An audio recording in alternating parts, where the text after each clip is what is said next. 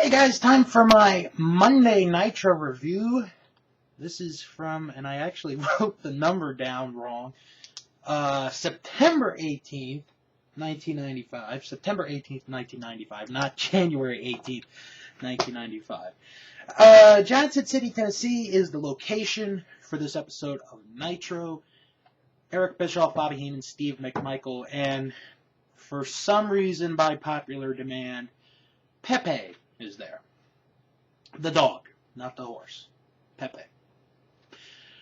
So they talk about a little bit about Fall Brawl from the previous night, and in the back, there's an ambulance that's coming into the building. Mean Gene is there, and the Taskmaster and the Giant are there, and I believe this is the first promo given by the Giant. I could be wrong.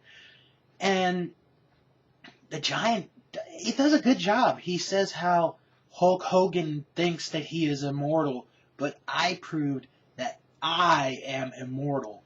And then Mean Gene says how would your dad feel if he was still alive, seeing this, you with this man, talking to Kevin Sullivan. And the Giant was saying how he would be very happy that I ended Hulkamania. Okay, that's not my Giant impression. I'm sorry. I don't know what that was, but so there's your interview with the Giant. So we go to our opening match, and it is the American Males going up against the Blue Bloods. Oh, wait a minute. I'm sorry. The Blue Bloods get beat up by Harlem Heat. Now, if you remember, last week, or on the last episode of Nitro, the Blue Bloods were scheduled to face the winners of the match between the Nasty Boys and the American Males. Well, the American Males won the match. So it was supposed to be the American Males against the Blue Bloods. Well, the Blue Bloods get beat up by Harlem Heat. So Harlem Heat come out with Sister Sherry. Sherry's got the belts. Booker T cuts a promo and basically says that they are going to put the WCW Tag Team titles on the line right here, right now, against the American Males. And we get a brief brawl, not too much of one, and then we get the actual match going. And for the duration of this match, Scotty Riggs gets beat up by both men. Like I said, for the duration of this match. Both Harlem Heat are going right after him, attacking him, move after move. And at one point, Booker T gives a sick axe kick that you have to see to believe. It was really good. Riggs eventually does make the tag to Marcus Bagwell. Bagwell gets in the ring. And then we get, all four men fighting each other. Then we get to the end of the match. Oh, wait a minute. Okay, I'll get to that in a minute. But the end of the match.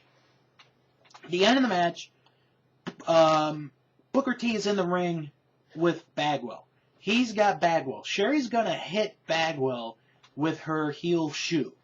Well, here comes Colonel Parker coming down from the ramp.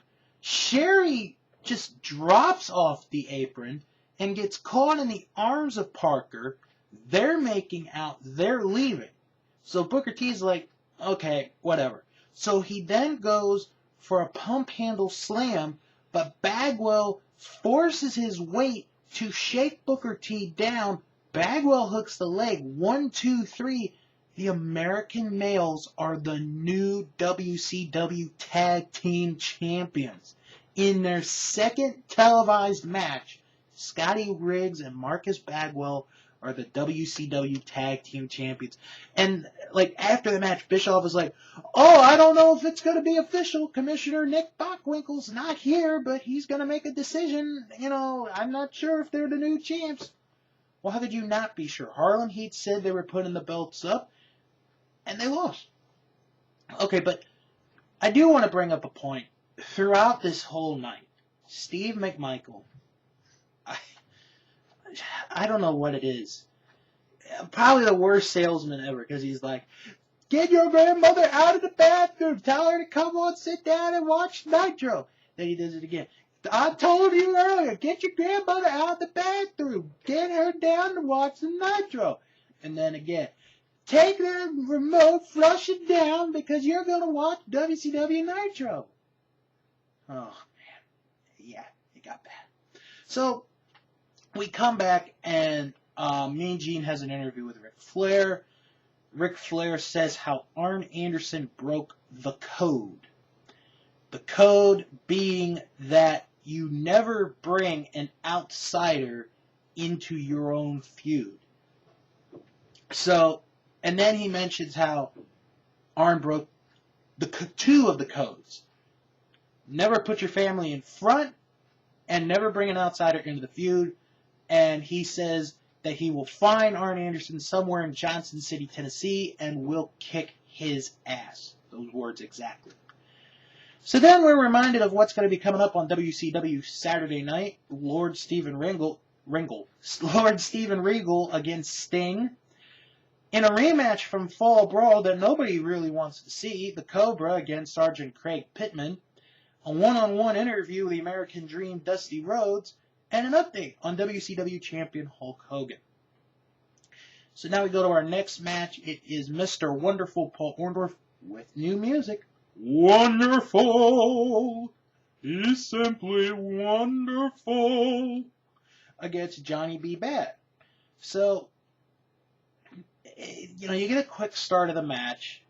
And it's a weird start because Orndorff goes right after Johnny B. Bad. And he's got his foot on his throat, choking him out, and the referee's trying to break it off, break him up. He's even, wrapping, his arms around him, trying to break it off. And I was thinking, this has got to be a disqualification right there, which it isn't. And then Orndorff gets in referee Nick Patrick's face, and, I thought, okay, that's got to be a disqualification there, but it's not. So we come back from a commercial, and at one point, and this is a big botch. I don't know how. This is a terrible looking botch. Orndorff is on the outside, looking at his mirror, fixing his hair. Johnny B. Bad goes over, tries to kick him. And B. Bad just does, not even a full kick, and Orndorff goes to the floor. Orndorff never got touched. And oh, it was bad. And then Johnny B. Bad flung himself over and onto Paul Orndorff. And then we get to the end of the match where Orndorff tries for a pile driver, but Johnny B. Bad reverses it. Johnny B. Bad tries for a pile driver. Orndorff reverses it. Orndorff then drops to his knees, grabs the legs of Johnny B. Bad. 1, 2, 3, Mr. Wonderful with a clean victory over Johnny B. Bad. And this is the same Johnny B. Bad who the night before at Fall Brawl wrestled a half-hour match to get a shot at the U.S. title. Very interesting booking. Then we go back to McMichael, Bischoff, and Heenan, and they talk about something that happened during the filming of a future episode of Baywatch. Yep, the WCW stars are going to be on Baywatch. So we cut to Randy Savage on the beach doing his weights, and you got the lifeguards there. And then here comes Kevin Sullivan all of a sudden, pushes the weights down on Savage. That gets him off to the ground. And then Sullivan throws sand in the eyes of Savage. And then some people come to break it up, including Ric Flair. And Sullivan's like, I can't believe this, Flair. You're part of them. So then we come back. Savage is being interviewed by Mean Gene. And Mean Gene, the first thing he notices is how Ric Flair saved or helped Randy Savage. And Savage is like, thanks, but no thanks. Don't want to be you. Not in this lifetime. Not in the next lifetime. And then he talks about how he wants a piece of Kevin Sullivan in the Dungeon of Doom. And then he gets into loyalty. How, Luger, on purpose, hit Savage during the War Games. Well, Luger comes out, and he accuses Savage of the same thing, having his own agenda, wanting a shot at the WCW title.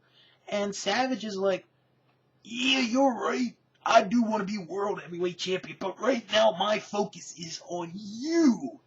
And he challenges Luger to a fight, and, you know, he takes his coat off, and he slaps Luger, and Mean Gene is so hilarious. He's like one of those teachers in school that can't break up a fight. He's like, not here, not here, not now, damn it, no, I don't want this, not here. And they cut to a commercial. So we go back to the commentary team, and they talk about what happened with Hogan and the Giant before Fall Brawl and during Fall Brawl. Before Fall Brawl, Hulk Hogan comes in, and this is obviously, you know, the way the people are acting is just bad, on his Harley, and he's signing autographs, and there's this one fan who gets her hand shaken by Mean Gene, and she's like, so Hogan cuts his promo. Well, here comes this monster truck, and it's the Giant driving the monster truck. So the Giant runs over Hulk Hogan's Harley Davidson that was given to him by the Harley Davidson organization in Los Angeles and the Orange County, I guess, kids group. So Hogan's upset, he wants the Giant. So then we go to during Fall Brawl, where the Giant comes out and he attacks Hulk Hogan. You guys can catch that in the Fall Brawl review. Now it's time for the featured match, where it is Flying Brian against Ric Flair. And I mean, I guess this was the best match, but it really wasn't. I mean, well, obviously, you know, these guys were throwing chops at each other. I mean, you could hear the chops. Excuse me. And, you know, they have a match. That's really all I can say. Flair does more stuff that's not Flair, like hitting a move from the top rope to the outside on the Pillman.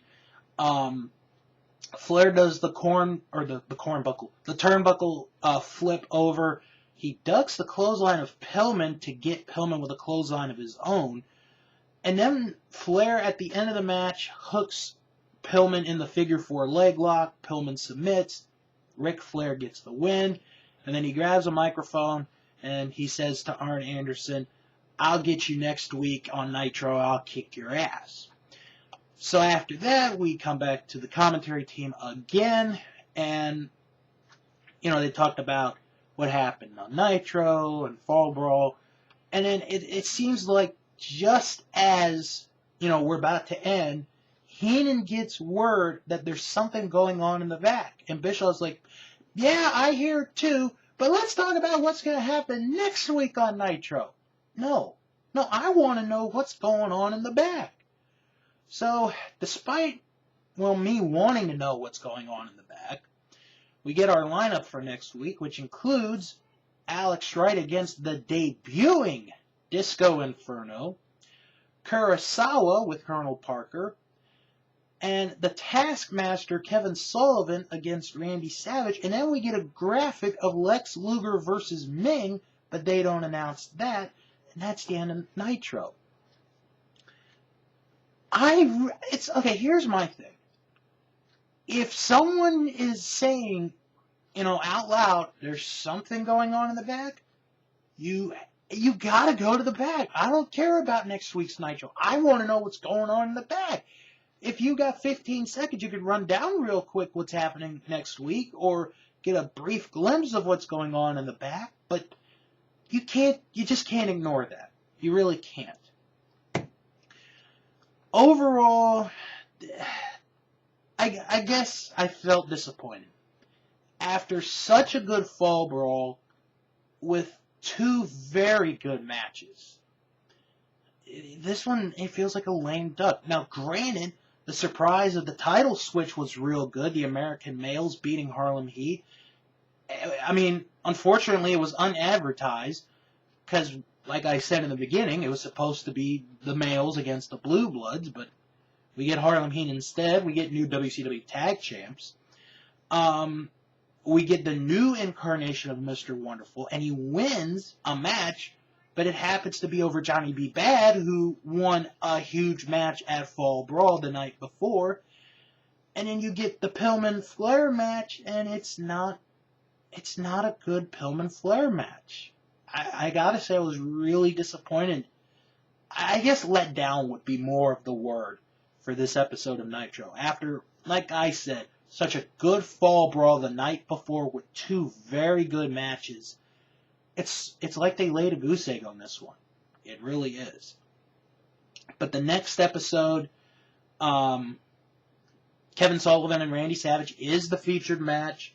We're going to get the Disco Inferno's debut, and we'll probably have an update on Hulk Hogan in the next review of Monday Nitro. And hopefully, Steve McMichael will not reference anything bathroom related to watching Nitro. Hopefully.